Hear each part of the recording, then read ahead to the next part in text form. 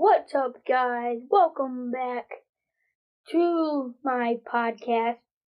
And today I will be hold up. Wait a second.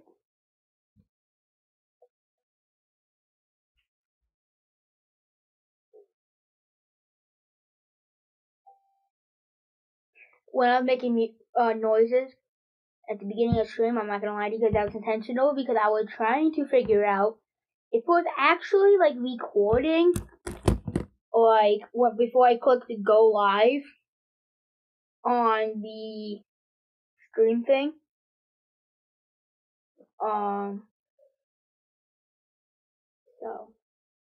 yeah. That wasn't me just being weird. That was intentional. But first, before I do anything else, let me post this on Facebook. Hey, I am live.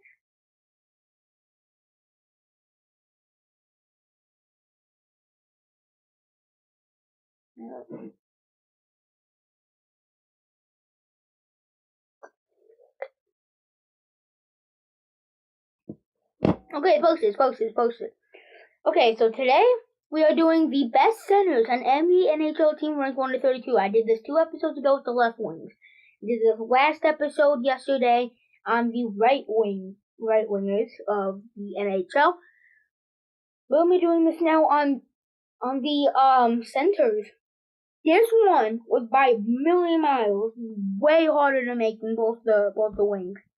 There were so many good centers in the NHL. It's not even funny. All right, it is ridiculous how many good centers are on this league. Just for example, it's kind of spoiling it here, but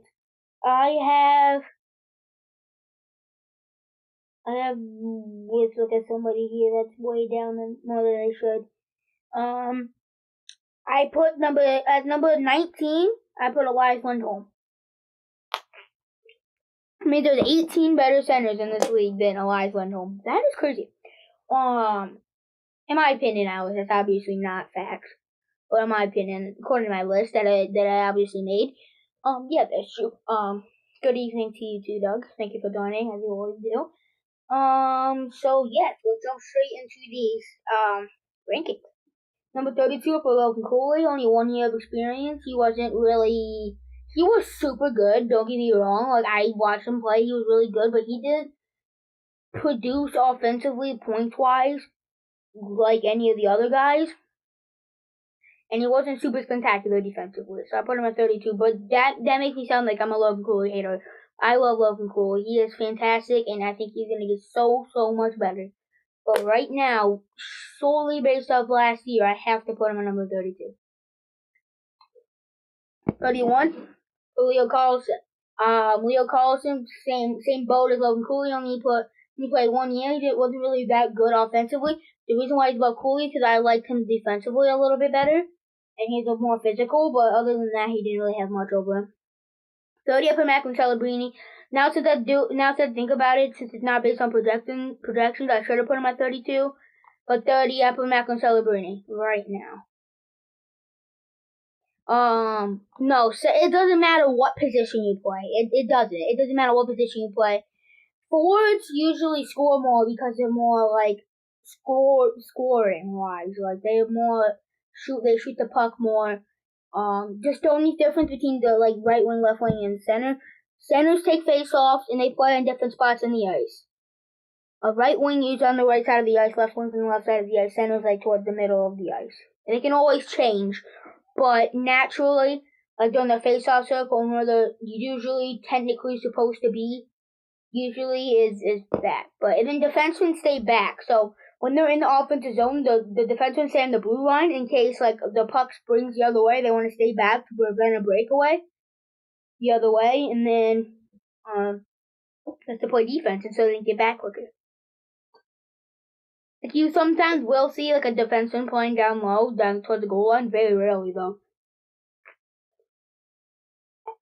But yeah, number 29, I put Yegor Sharangovich.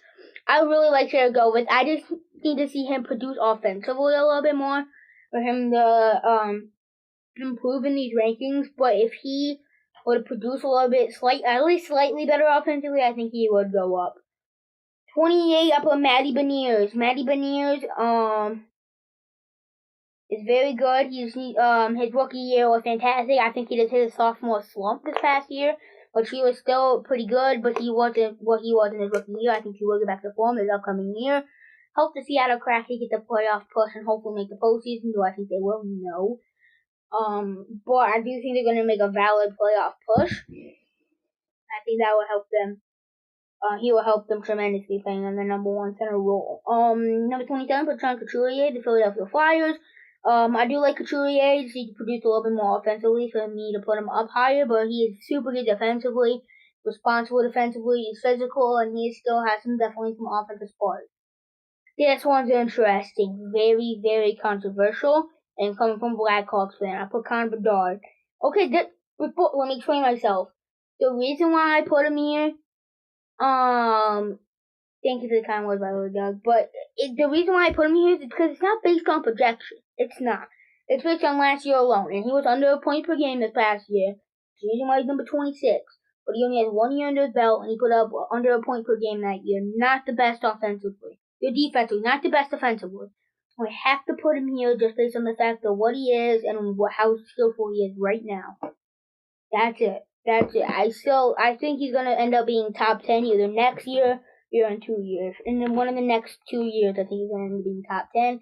I think in the future, by the time his career ends, he's gonna be probably the best player in the league at some point throughout his career. So yeah. I'm 25. Dylan Strome. I put Dylan Strome. He's pretty consistent, like under a point per game player, but good defensively. Past year he was just slightly under a point per game, but he did take a big step up this past year. He's still young, and he took his jump back last year, getting some offensive production, and well playing in the top 6. Actually top line. With Alex Ovechkin. On the top line over there in Washington. He was good. He's still super young, so I'm excited to see how he develops. Mark Scheifele, I put at number 24, the Winnipeg Jets. I do like Scheifele. I do respect his game defensively, but offensively, he's around usually like a point per game, a little under. 23, I put Marco Rossi. He is super good of the Minnesota Wild. He is great offensively, even better defensively. He is super young. So I just need to see him produce a little bit more offensively and continue to do that throughout the next couple of years. We need to really improve him on this list. Number 22, I put Anze Kopitar. Anze Kopitar is almost retired. He is going to retire probably in the next few years. But he is still super, super good defensively. Probably top 3 two-way forward in the league. We're still chipping in quite a decent amount of points on the first line over there in LA. Number 21, I put Sean Monahan of the Columbus Blue Jackets. I think he will climb this ranking because he will play Johnny Gaudreau in CBJ. But I do think that right now he is at the 21 spot. He is great offensively. He's pretty good defensively, but he's very good defensively, pretty good offensively, while playing on the top 6 of most contending teams. He's playing on the first line because they don't really have a better center, obviously. That's why he's on this list. 20 up on Mika Zibanejad. I do like Mika Zibanejad. He's horrid 5-on-5. He is phenomenal on the power play. Great penalty killer. Pretty decent defensively, but offensively, and just overall, both ways, on 5-on-5, it is horrid for him. Number 19, put Elias Lindholm. He's consistent 70, 80 point scorer. Always hovering around the points per game mark, while playing phenomenal defense, very responsible in his own end, very good stick work in his own end, very hard work to grind, a physical guy. I really like Elias Lindholm. I really like the acquisition for Boston up front. Number 18, put Tage Thompson. I think he was gonna really climb the rankings this next season. But right now, where he stands today, I have to put him here. He had one really good season, and then this past year he dipped down. I think he's going to be a really good season this next season, but right now I put him at number 18. Number 17, I put Nico Hischier, the captain of the New Jersey Devils. I think, again, he will climb because the Devils will climb, but right now I put him at 17. He's not the best purely offensively, but he is one of the best two-way forwards in the league while chipping in offensively. 16, cracking the halfway point for Bo Horvat of the Islanders. He's going to play in the first line. He played Vancouver for most of his career. And then he got traded at 2 years ago in the deadline when Vancouver was absolutely horrid, and he went to New York. He played there last year and like a little bit of 2 years ago. He's super good in New York. He's been better offensively, around a point per game, and he's still super good defensively. So I'll put him at number 16. 15, I put Nick Suzuki of the Montreal Canadiens. He's the captain. Again, one of the best two-way forwards in the game, while chipping in around a point per game. Offensively, with Cole Caulfield and Uri Slafkovsky, who's going to be a phenomenal line this past year for Montreal. 14, I put Ryan O'Reilly, the Predators. I think he will climb because of the power play and the overall offensive production, I believe, for Nashville this upcoming year. But right now, I put him at 14 because of the fact that he is super, super good defensively, one of the best players at winning draws, super good defensively, and as well as being around a point per game offensively. Number 13, I put Robert Thomas. This is when it gets really tough. Robert Thomas is last year proved himself as one of the top playmakers in the league. Top playmaker on St. Louis, and proved himself as a valuable number one center for the future of St. Louis. 12 for Sebastian Aho. He's the I believe Donatello's the captain, but he's an assistant captain anyways. But he has consistently been one of, if not the best player in Carolina for the past few years. He's around a point per game, if not over, depending on the season, and he's still one of the best two-way forwards in the league. So yeah, Sebastian Aho. 11, Jack Eichel. Gotta give some love to Jack Eichel. Jack Eichel is very underrated. I put him at number 11. He is super good. Vegas. He was the key contributor on why they made it to they won the cup in the 22-23 season, and he was super good. For Vegas for the past few years since he joined there, out of Buffalo. I don't remember what year it was. I wasn't really following hockey at that point. I don't remember.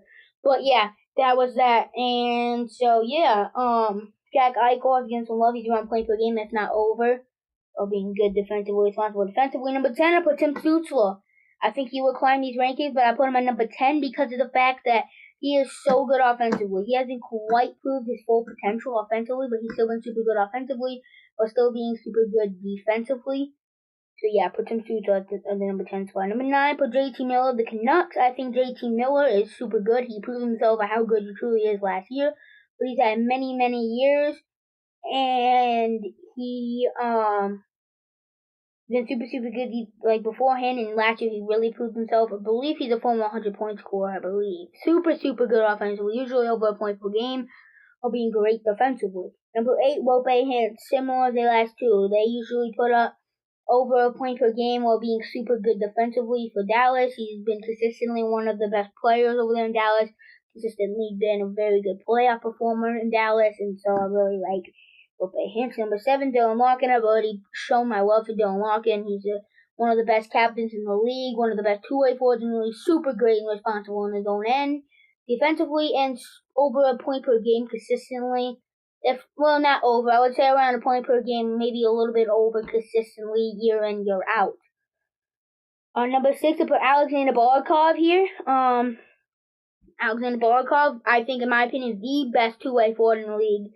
The best defensive forward in the league. The best forward at playing defense in the league.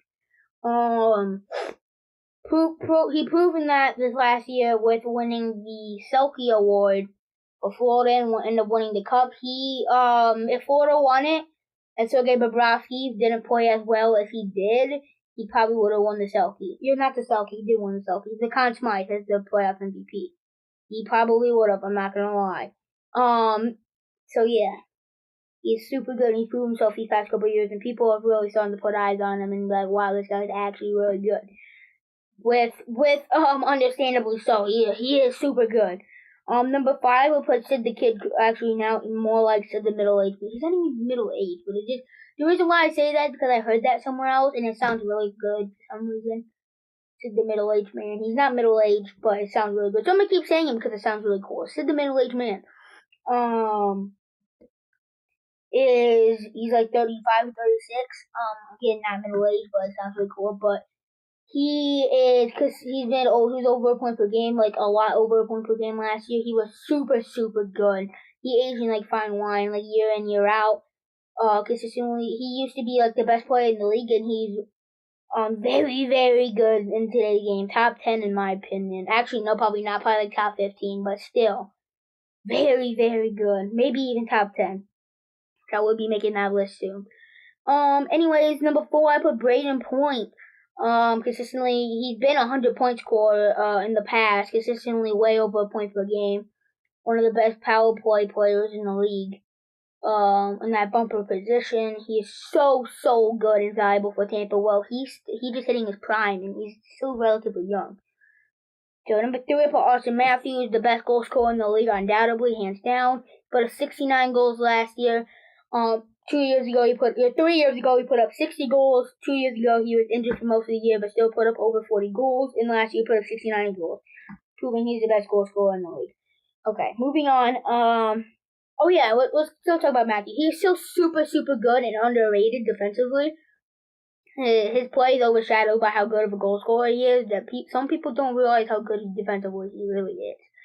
Anyways, number 2, Nathan McKinnon. He won the Hart Trophy this past year. Was the most valuable player in the NHL. He is a super, super good man. Consistently been Colorado Avalanche's one of probably at least top 2 player for the Avalanche for the past like near decade now. A little under but 5 to 7 years, and if not the best. Last year he was the best player on their team, and he won the Hart Trophy to prove himself at that spot. Number 1, obviously, the best player in the league, Connor McDavid for the Edmonton Oilers, best player in the league, consistently puts up anywhere from 130 to 150 points a year. He puts up 50 or 60 goals a year. 80 to 100 assists a year for 130, 150 points a year. Best player in the league. Look up his highlights if you really want to know. If you haven't already, do it because he is phenomenal, and you really need to figure out how good he really truly is if you don't know already. I don't think I need to do much more explaining on him. You could just search up his highlights and you'll figure it out pretty quickly. But yeah, that's gonna be it for today's episode. That was fun. I will do it tomorrow. For defensemen, I already made the list for my defenses. So I already have it pre-made, so I will just do it tomorrow in my pre-made list as I've been doing for the past 3 episodes. So I will see you tomorrow in season 3, episode 4. Peace.